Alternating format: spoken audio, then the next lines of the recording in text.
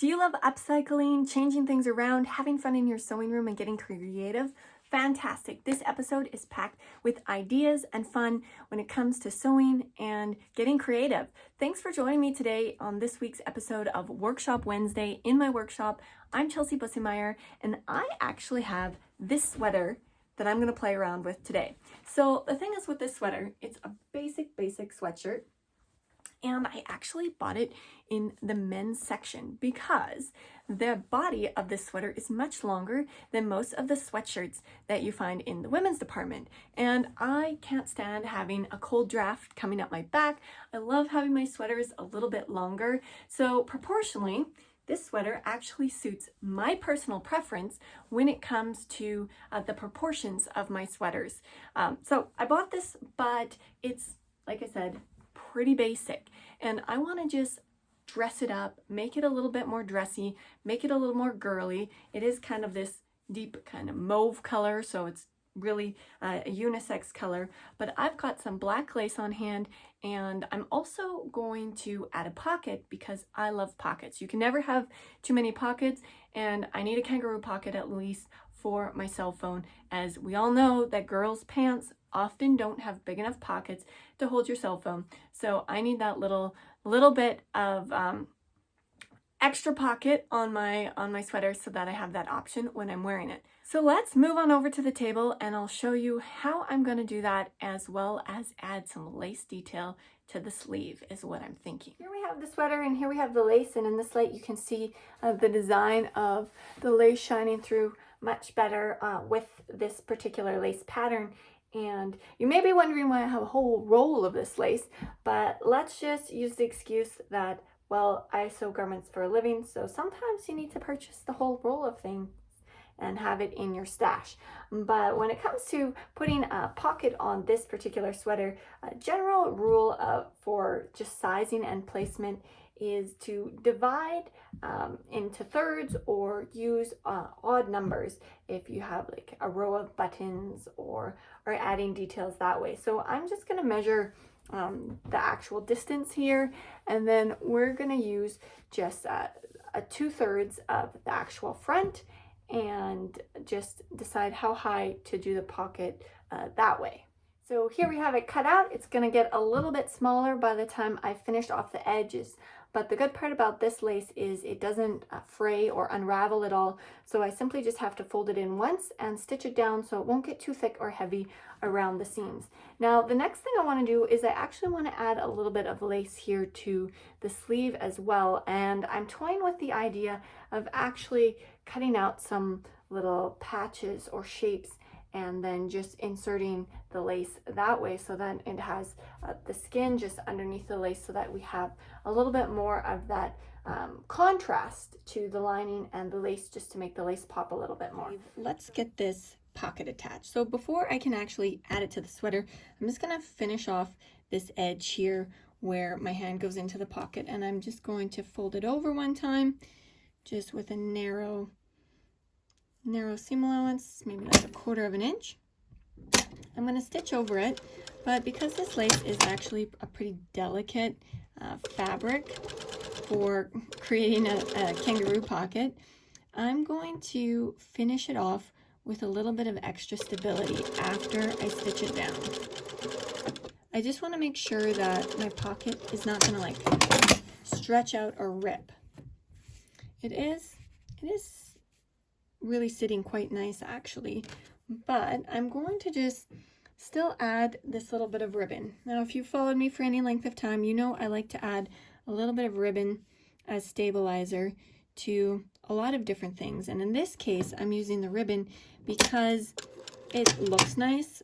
Since it's lace here, you can really kind of see through at some parts more than others, but I really want to make sure that it looks really good, and I'm not adding, maybe clear elastic would be an option, but something like that you would still see even if it is clear, and it would look like it was doing a job rather than like it was part of this sweater. If we take a look at it here with the ribbon, even though we see it now and again through the lace, it really looks like part of the sweater. And Now that I've attached it right to my seam, I think I'm going to run down and attach another strip right to the actual edge of the fold here, just to give it a little bit more stability. I think a double seam would also look nice. Not that you really see it in the lace, but it kind of has the effect of like a cover stitch or something.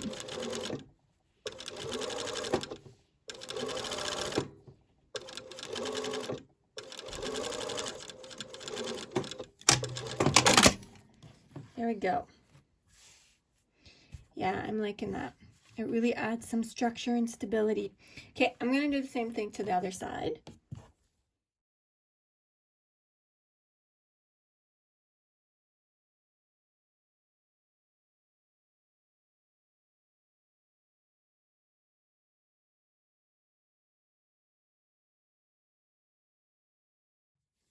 There we go.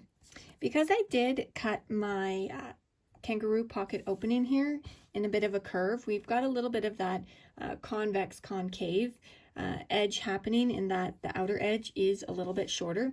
So both for the double stitching and for that purpose, I do like having 2 rows of narrow ribbon rather than using a wider ribbon, because ribbon is not bias cut, so it wouldn't curve. The other thing I like about having the 2 rows rather than interfacing or something that's thicker or a wider ribbon is that I still get a little bit of the lace effect, that there's still a little bit of color showing through. So I've really stabilized this edge and not diminished kind of the effect that I get through the lace. So before I attach it to the sweater, I'm just going to press it so that my opening is nice and flat, and then also so that my seam allowance is the same all the way around. And then I'm going to just top stitch right along the top, around the corner, and the bottom right on the sweater. As I was at the ironing board pressing this edge over, I decided that this bottom edge I'm actually going to stitch with the pocket folded open. So this is my hem, pocket's folded open. I'm going to attach it to the bottom of the sweater and then flip it over, stitch down the sides and the top. Now, because it's always easier to kind of sew inside a circle, I flip my sweater around so that I don't have the back of the sweater underneath my garment, so that I can make sure that I don't catch it. And I've centered my pocket so that the very center of the pocket is in line with the center of the sweater, so my pocket isn't going to be lopsided. And I'm just going to start sewing just in from the fold line where I'm going to have this outer pocket folded over and folded up.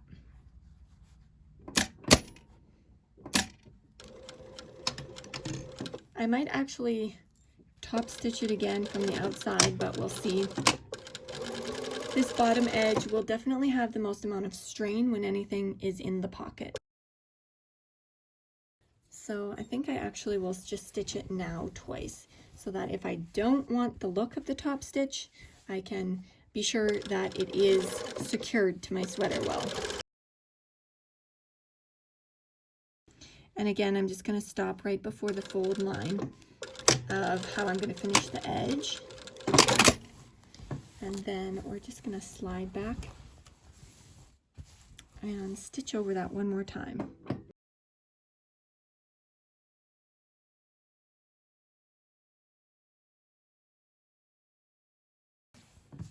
Even though it is easier to stitch this on in the center of the circle to make sure I don't catch, I am going to just flip it around here quick and flip the pocket up and pin it in place, just so that I can make sure that it is going to be placed straight.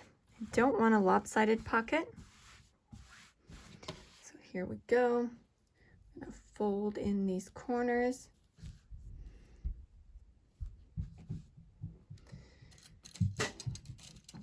That way, when I flip the sweater back around to stitch on the inside, I know that everything is placed where it should be. Just gonna fold this into. I'm gonna use a few more pins than I normally do, just so that I can make sure that everything's really straight, because I know it would definitely bother me if it was crooked. I do have a sweater that was gifted to me. I think it's even like a brand name. The kangaroo pocket is so crooked on it. I can't even believe it, but I haven't bothered to fix it.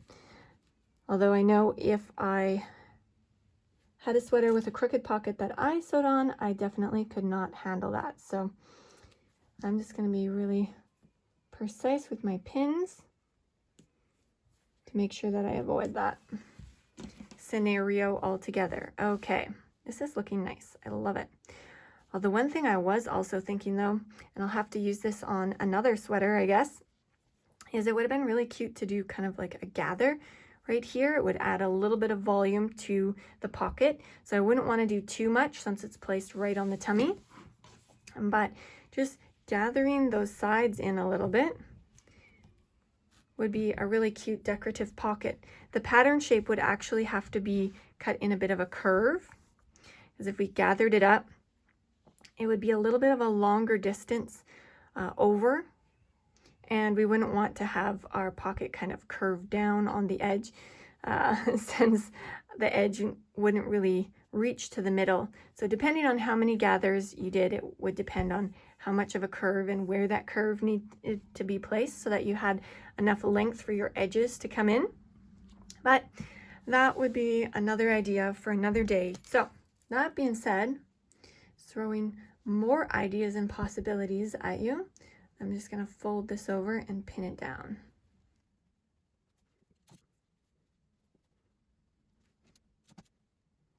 Do quick cross reference. Make sure that it is indeed centered. Perfect. Perfectly centered, perfectly placed. Let's get this stitched.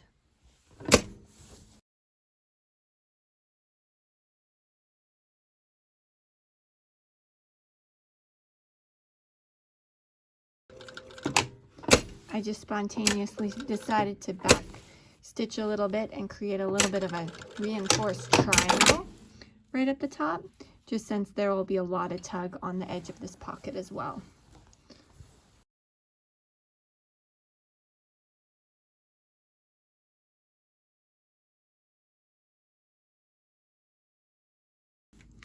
I'm just back stitching really nicely here at the top, but not doing the little triangle because there's not the same amount of tug on this top corner as we have on the bottom corner.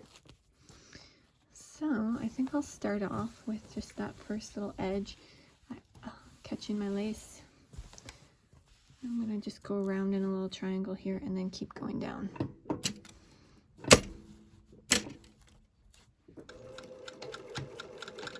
Because this is lace, it's not, and it's black, so it's hard to see the stitching. I'm not being too picky on how many stitches I'm doing to make this little triangle.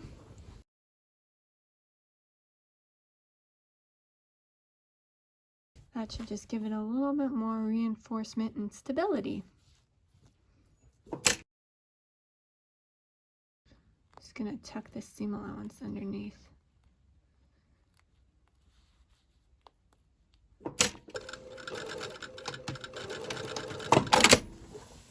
Perfect.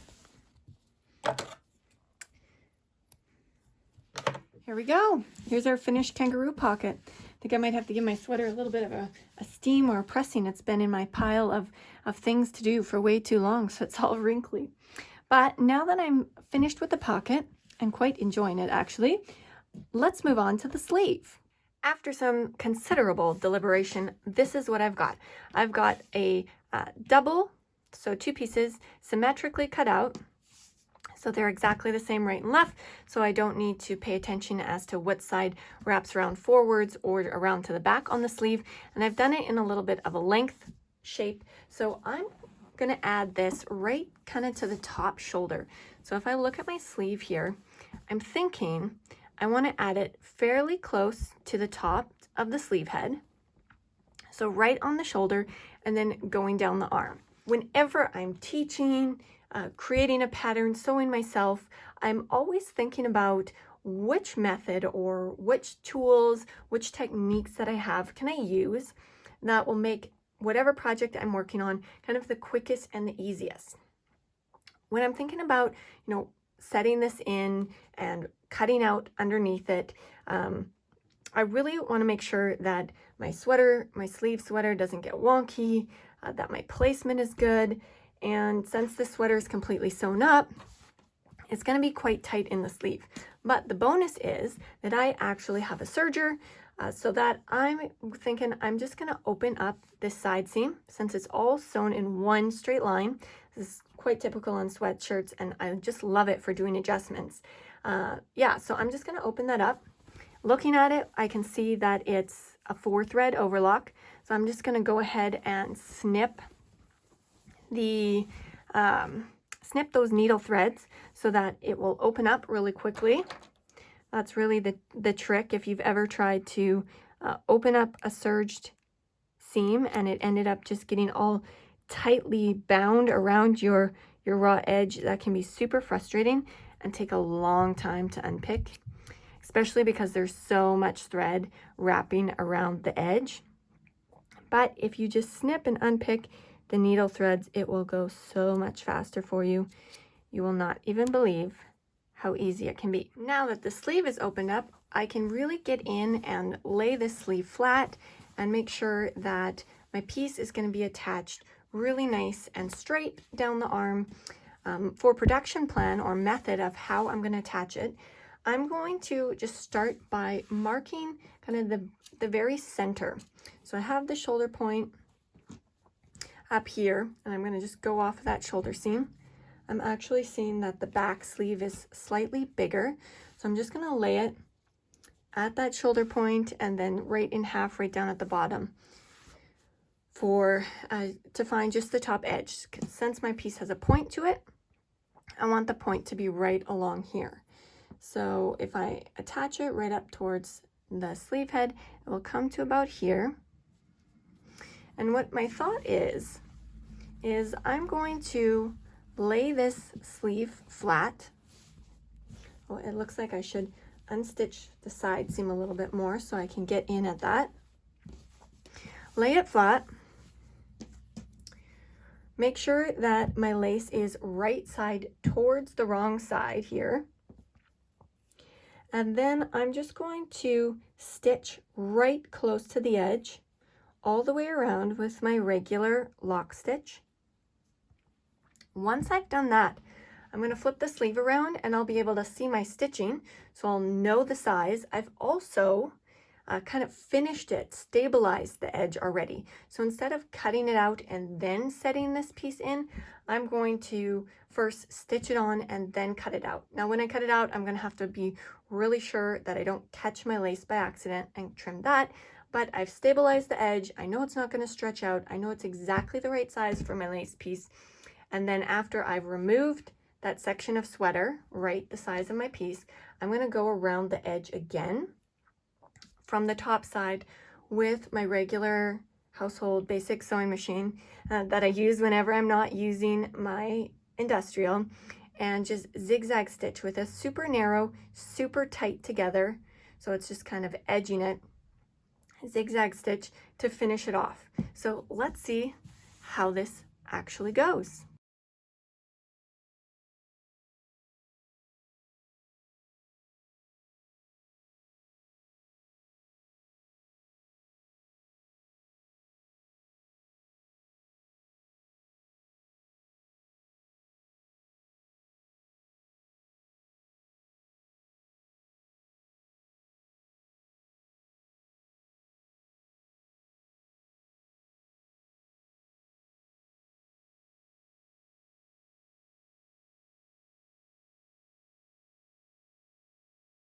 So here we go. I've got the first side stitched, and you can see where the outline of the lace is from the stitching. There's a little bit of asymmetry, but in general, I'm really happy with the placement. And this is the other bonus with adding it this way. I can just kind of double check the placement before I go and cut my sweater open. But we're at that time, so I'm going to use this scissor here and just pull this lace back from the back side so that I know I'm definitely not going to cut into my lace on this first little snip and snip a little bit farther from the edge so that I can just kind of get my scissor on the inside without jeopardizing my lace. That lace underneath is really the scariest part. So I'm just gonna follow my stitching, and I can feel with my hand underneath where my lace is and make sure that my scissor, the tip of my scissor, isn't catching into like a hole in the lace. I'm just gonna follow my stitching all the way around.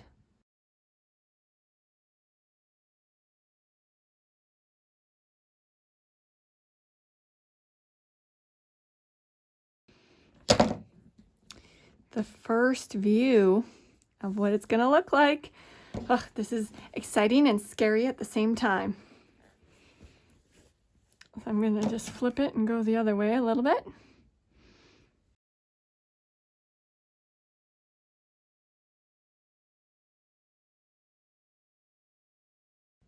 Well, this works really well too. Now that I can slide my fingers in between, I can kind of feel where the lace is and just hold the top side.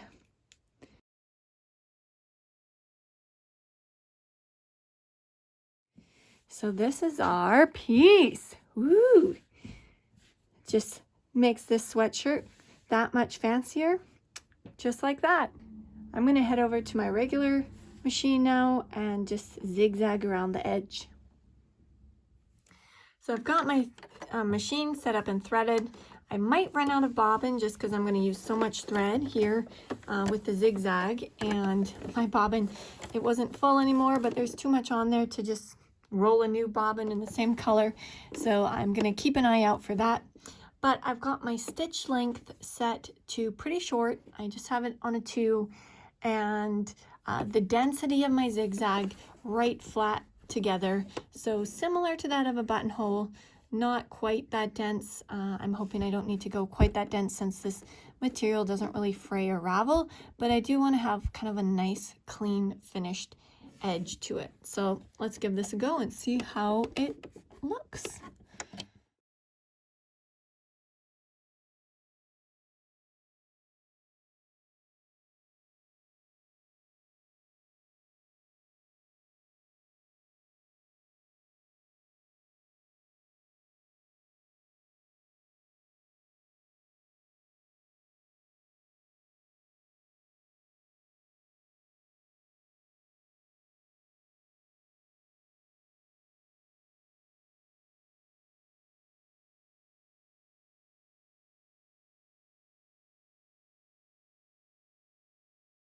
The first side is all stitched. I'm really loving this. I actually haven't ever tried this method before or finished a sweatshirt knit like this. But now that we've got the first side done, we know exactly the steps we need to take for the second side. The only difference is for the second side, it's much more important to double check that we've proportionally placed the lace in the same spot. If we're a little bit, rotated on the sleeve or something like that, it's not such a big deal for the whole style and design in and of itself. But if our right and our left side are different from each other, then it's going to be funky. So I'm just going to take some measurements here. I know I started right on the seam, but I want to make sure that I'm down from the seam the exact right amount, about 1.5 centimeters. And then I'm going to need a bit of a longer measuring tape here. Because it's a longer distance, it's not quite as important for it to be 100% accurate. This is another reason why I like centimeters, because I don't need to do as many fractions, so about 26. Makes it a little easier that way. So we're going to flip this second sleeve around and get our lace positioned. So we'll start out folding it at the shoulder and then folding it right where the seam goes underneath the arm so that we know where the fold is. I'm gonna roughly place this about 1.5 centimeters down. So the point needs to be attached right here.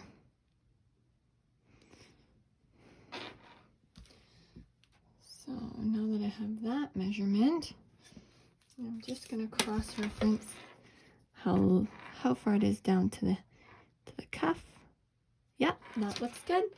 So I'm just going to pin this in place, but before I actually do attach it, I'm going to cross-reference to the distance from just these little wiggles along the side. Scallops would probably be a more professional term for them. You might have noticed when I was stitching it on the first time, I took out some of the pins and left in some of the pins. I only removed the ones I needed to move to get by. Otherwise, I just left them in to just keep my lace in place.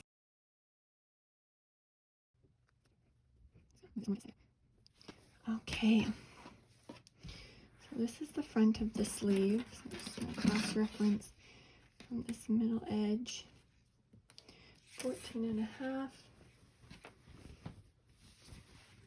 And then this sleeve, it's also 14.5, so that's great. Just going to double check on the other side as well. So the back side of the arm, right from the outside of the fullest part, 16.5. And then we'll look at the seam. Same place here. This looks like it could be slightly 0.5 centimeter wider. That's probably not something we'll notice on the sweater. So I'm just going to attach it like this, and then after the stitching is done, I'm going to cross-reference it one more time by laying them on top of each other and kind of seeing how they relate. Okay, so I've stitched around the second side. The angle of my camera here is showing that this is looking a little bit bigger, but I'm going to just take some measurements with my measuring tape, and I'm going to actually measure to the edge of the fabric. I can kind of tell where the cut edge of the fabric is, which is a little bit bigger than where the black kind of starts, since we've done this kind of buttonhole edging around it. Embroidery, okay. So that's good. Here, the actual distance. So from stitched edge to stitched edge is just under 9. So that looks good. I'm gonna measure the second scallop here. 9.5. 9.5. Wow, this is more exact than I thought it would be. Well, that's awesome. That means the placement should be really good. And I'm just going to grab my long measuring tape here. Check the entire length. 28. Perfect. So I'm going to go ahead and finish up the second side exactly the way I did the first one. Check this out. I've got both sides done. Here we go. So now the only thing left to do is close my side seams back on and try it on. I can't wait. So what do you think? I've got my cute little cutouts on the sleeve. I've got my pocket. Let's see if I can back up far enough. There you go. Can't put my phone in it right now because I'm filming with my phone, but that's all right.